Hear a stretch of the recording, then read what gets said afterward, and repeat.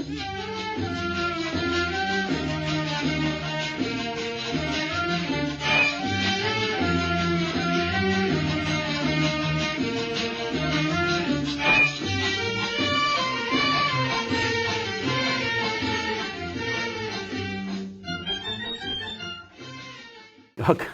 Welcome to your weekly program, BelAhdan, a show with an accent for those without one. We're all up to arm now with election, and I think the GOP is just a hate group. Just the way they're running their debates, and I think the Donald Trump phenomena just tells a lot about America, tells a lot about the Republican Party, and it tells a lot about the conservative in this country, what direction they are going. Politics is a messy business, billions of dollars spent every election, and either we have Republican or Democrats like Pepsi and Coke. Do Americans have the choices? Are they served by this election and voting and all of that? We have Professor David Schultz. He's a professor of political science at Hamline University. We had him here before his second book, the book a few years back. Now he has a new book called Presidential Swing State. And then have a new theory here, only 10 state matter, and I think the other, I think we have 50 states. 50 states, so 40 don't matter. 40 don't matter. Well, welcome to BelAhdan, David. I think Thank you. It's really very, I know this is the first time, and I think it's very kind of you to have this nice, paragraph here. Thank you so much. This is the first time I saw the book. I read a little bit about it, but you were talking about, this is when you talk about your formula, you have 10-10 and then 270. I don't know what that means, but you should go to Las Vegas, by the way. Okay. You make much better life. So you're gonna explain to us what the swing state, why 10 only matter, and is this a new phenomena about our election, or this has been going on for a while? Sure. Okay. Good. Let me start by saying that the whole premise of the book is the fact that the 2016 presidential race is effectively over in 40 states in the United States. That we know, for example, that the chances of a Democrat winning Texas are nil. A chance of a Republican winning California or New York are nil. There's only 10 states that really are important in the presidential race. Now, let me put this in context. The reason why we have this phenomena of swing states, why only 10 only matter at this point, is really a consequence of two different things. First, the Electoral College. As we know in the United States, the president's elected not based upon who gets the most popular vote. Al Gore learned that back in 2000, but it's based on the Electoral College.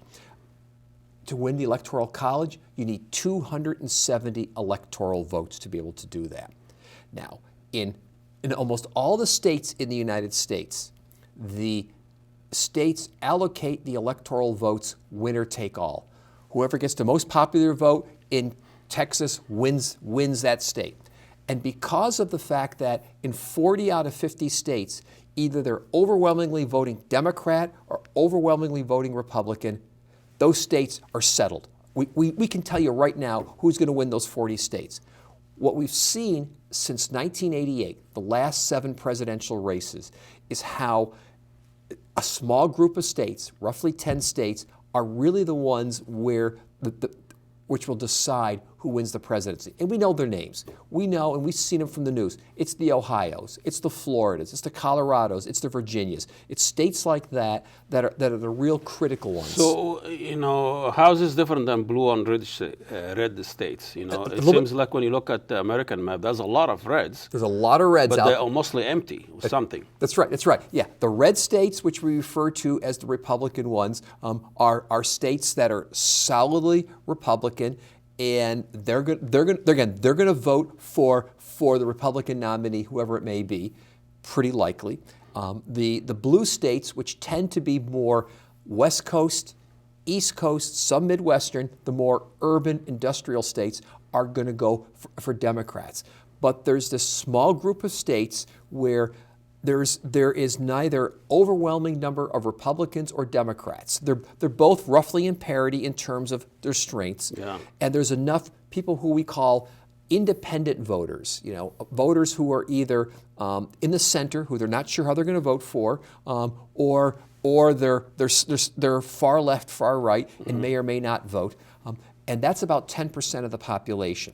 So think about what we're talking about in this book here, is that in 10 critical swing states, only about 10% of the population in those states matter. Because even in those swing states... But not just the population, those who vote. Of those who, I should say, who vote. That's right. Of those who vote. So of those who vote, 10% of the voters in 10 states really determine who wins the presidency of the United States. Now, I can make it even better.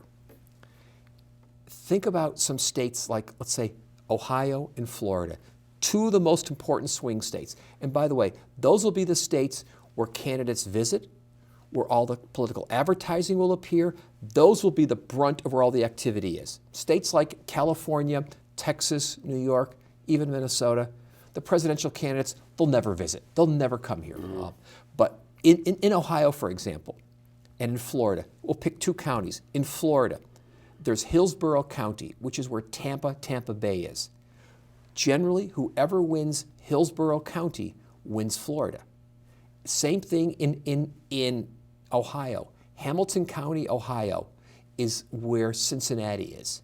Whoever wins Hamilton County wins Ohio. So I can reduce the presidential election down even more simply, that there are about a dozen counties in 10 states that really determine the winner. And if I really, really want to push it further, whoever wins Hamilton County, Ohio, wins Ohio. Whoever wins Ohio wins the presidency. And this is based on history. This is based upon looking That's at... not an opinion anymore. Not an opinion. We looked at the last 7 presidential elections, 1988 through 2012. And that's what you did in this book. That's what we did in this book here. And so what our interest is trying to figure out why those 10 states, what makes them different than the rest of them. Yes. And again, we found, for example, several things. One of them is, again, that neither of them have one party dominant. 2, there are a lot of what we call swing voters. 3, these are states that also have many sort of what we call diverse political regions. Like people talk of the 5 Ohios, the 7 Floridas in terms of media markets. They are states which also have very, very competitive political parties. So what are the issues in those swing states that they vote on? Well, we have, people vote on culture issue, gay rights, and whatever. And people vote on, just economic and. They vote in the same way that the other states do. It's just that because of the diversity, and the fact that neither the Democrats nor the Republicans have overwhelming strength, they have created sort of a status for themselves where they can potentially flip back and forth. That begs the questions. Is it all this billions of dollars we spend every 4 years or throughout the last 2 years for the election? Talk about 4-6 billion or 20 billion, put everything together. Sure. Is it worth it then? Well, that's a really good question. Is it democracy voting way overrated then? American democracy may be far overrated in terms of how well it functions, because think about it in lots of different ways here. We know that about 52% of the American adult population votes. And so we're looking at barely half. Of those who vote, who stays home on election day? The poor, people of color. No access to the whatever. And so right off the bat, those who vote are not representative of our entire country. And then within that, we also know, which is the topic of our book here, that in our presidential election, it really comes down to really only a small number of people in a few states that really determine the presidency. And so if we put those senior citizens, actually, if we look at who it really matters at this point, depending on whether or not young people under 30 show up, people of color show up, and whether women show up. Those 3. But this mostly vote Democrats. When they do, they vote Democrat, but they don't always vote. Yeah.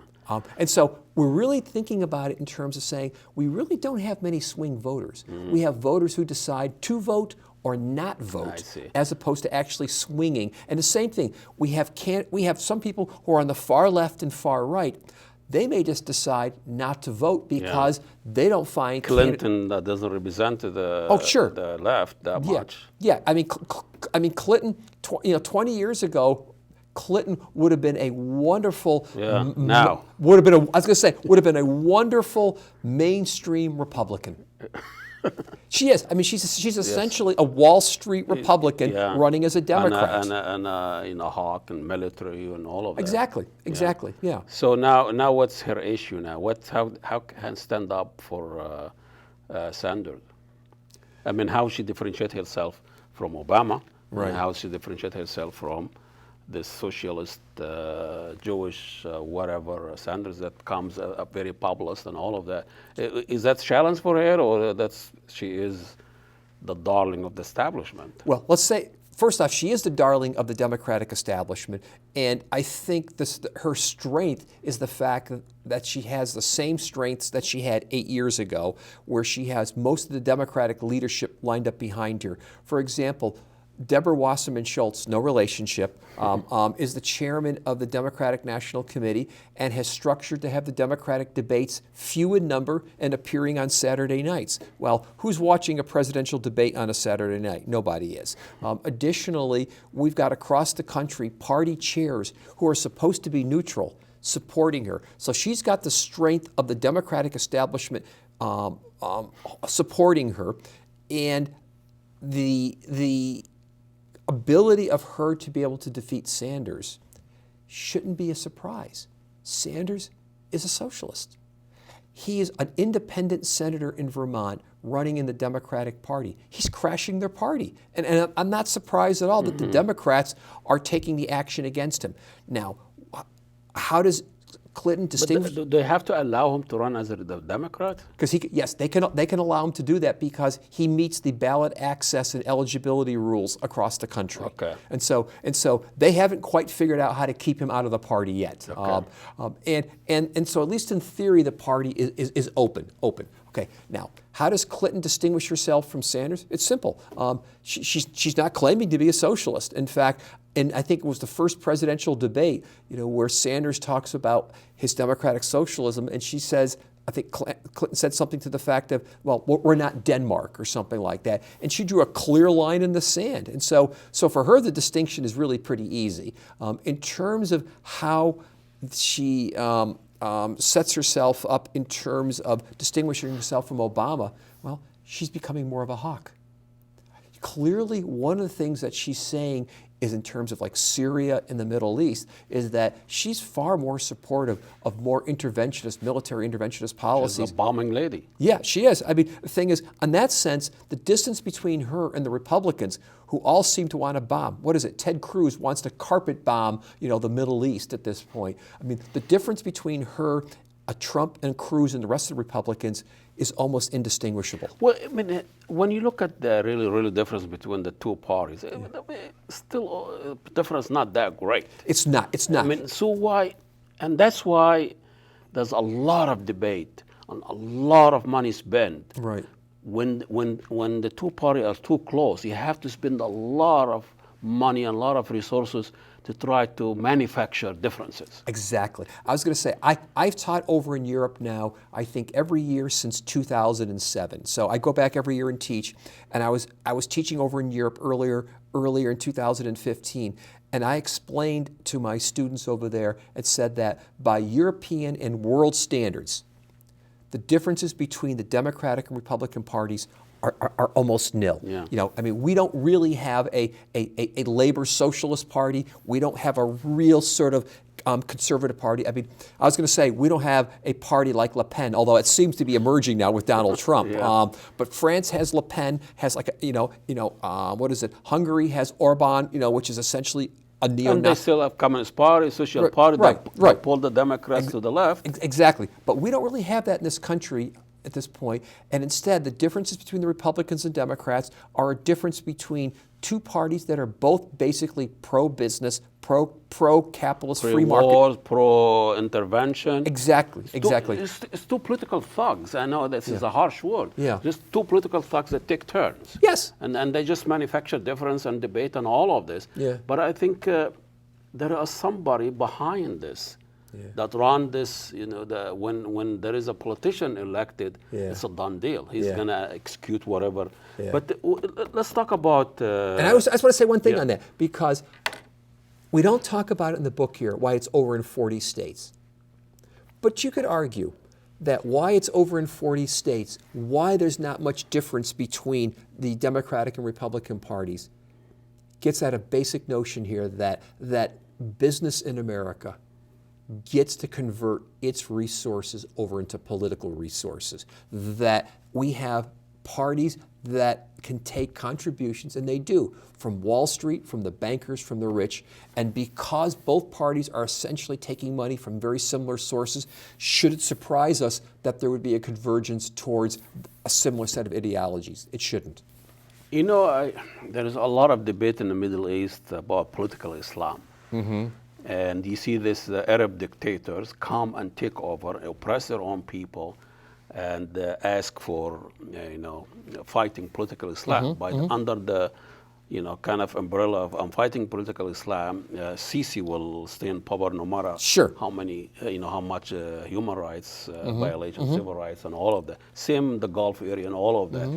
And here, political Islam is terrifying a lot of the Western, separating religion from politics. Well, how can we raise the same issue? If you wanna say, you wanna separate religion from politics, can we separate money from politics here? Because it's the same thing. You can say Wall Street; those are the mullahs and the jihadists, money jihadists, and they have ayatollah. And you can build the same system that is the money is the same as religion. Oh, I agree. We always talk about building a high wall of separation of church and state. I think we need a high wall of separation of money and politics. And the argument that I give is, I start off by saying that I think money is a great way to allocate sailboats.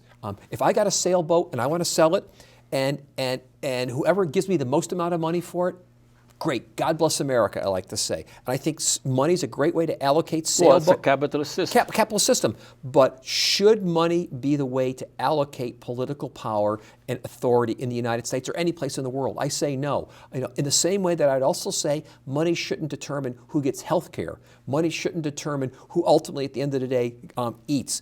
Money shouldn't determine who gets listened to or who has political power. It's really, and create culture and all of this. Sure. But the thing is, I thought money should be in the market, fighting in the marketplace. Yes. Shopping malls and brand, Pepsi, Coke, and all of that. Right. And that's the area there. Yeah. And then should not be to counterbalance this power of money in the marketplace. You need the political system. Yes. That is not influenced by money. Right. But now it's all marketplace. It is marketplace. Corporate media and corporate politician and all of this. Before we leave this book, how is it different? Whatever book that what happened in Kansas, that changes that have people become conservative. Right. Are you addressing any of this? Is there any major changes in the political makeup and publics and all of that? Sure. Well, I think where this relates to a book like what happened in Kansas is that book talks about sort of two things. One, how Kansas moved from a state that voted Democrat to Republican. But second, talks about how, to a large extent, the Republican Party has figured out that it is an appeal to values and not to economic interests that move voters. And part of what the Republicans have figured out really for the last two generations is don't talk about class issues, don't talk about economics, talk about what? Talk about abortion, talk about gay rights, talk about immigrants, talk about everything else, and a lot of voters are moved by it. And I think, to make a transition here, Donald Trump has figured that out this year in a different way. He has figured out how fear and prejudice can move voters in the United States. Now that's true everywhere. In every culture there seems to be a certain percentage of the population. But he's talking about issues in terms of saying to people, and his core supporters, by the way, are working class white males who haven't gone to college. And they're trying to figure out why things are worse for them. And he's saying, you know why things are worse? It's because of ISIS. It's because of Muslims. It's because of Mexican immigrants, or it's because of women. You know, and when I hear that language, and some people think I'm overreacting, I think of a guy named Hitler who used to say, it's because of the Jews. Mm-hmm. And so Trump has figured out how to be a demagogue, how to appeal to fear and prejudice as a way to motivate voters. Can this happen in another system? Because it seems to me fascism and Nazism happen in a democratic process. Yeah. Happen in a country where they have a democratic system or election. Yeah. It will not happen in you have a dictator. Right. I mean, Sisi wake up overnight and said, we're not a Muslim family, and we're going to be secular, we're going to, so overnight. Yeah. I mean, you didn't have to build the election like Hitler or democratic. And so fascism is really a product of a democratic process. Well, we know that's how Hitler came to power. Yeah. Basically, and, in Italy. That's right. I was going to say, you had the Weimar Republic, which was maybe not the most stable democracy, but it was a parliamentary democracy that voted in fascism. You had Mussolini, who went the exact same route, and we could even argue if we want to consider Juan Perón to be some version of sort of fascism. Juan Perón was democratically elected, I guess we would say, in Argentina, pre-World War II, and so I think perhaps one of the maladies of a democracy is that it's prone to perhaps producing anti-democratic forces such as fascism. And then, if you can fool enough people and follow through, I mean, in such an undemocratic system, I'm not condoning this, but what I'm saying, we can just go and get rid of the of the dictator, and that's over. Right. People. But I want to see. There's a new, kind of a poll now that found out a lot of Trump followers are from evangelical Christians. Yes. Now, how that works? The guy it doesn't strike me like a good Christian to begin with. I mean, he's not born again. He's not even born first. That's right. I was gonna say recently he's been complaining about what also Bill Clinton's, I think,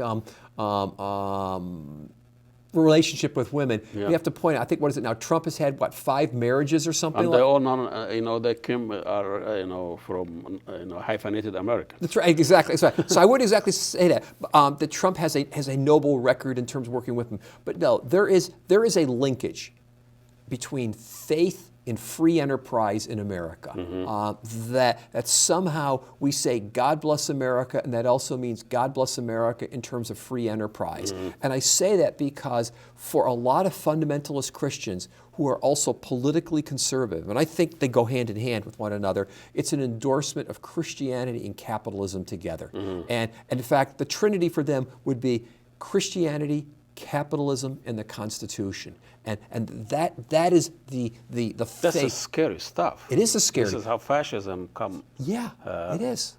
But so Jesus came for Wall Street, for the powerful, or for the poor? Well, my understanding is that when Jesus said the meek shall inherit the earth, it was supposed to be for the poor. That somehow the Sermon on the Mount was supposed to be a message of Christianity for the poor people. Somewhere along the line, Christianity, at least the American version, has been appropriated by Wall Street and by big business.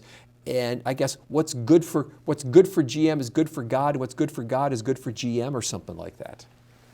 We have 30 seconds here, and just very quick. Sure. In your last blog, I read you talk about how social media really kind of affects how our political process and how journalism is really now a victim of this. What's so-called internet social media, which there's no facts or checking or all of that. So would that play in our corporate media in our election here? I think it does. I think it does, because to a large extent, what corporate media does is worry about producing news that sells, and part of what sells is they think is looking at what's playing on the internet and playing to people's interest from the internet and the social media. And in part, I also want to maybe conclude and say that part of the success of Donald Trump in a corporate media world, he's a safe candidate for corporate media because he doesn't attack it, whereas Bernie Sanders doesn't get the coverage he deserves. Why? Because he's not a corporate person. Professor David Schultz, thank you so much for your coming. Really a pleasure to always have you here. His new book, Presidential Swing States, Why Only 10 Matters. It's in the market. You can get it from everywhere you want. And we'll see you next week.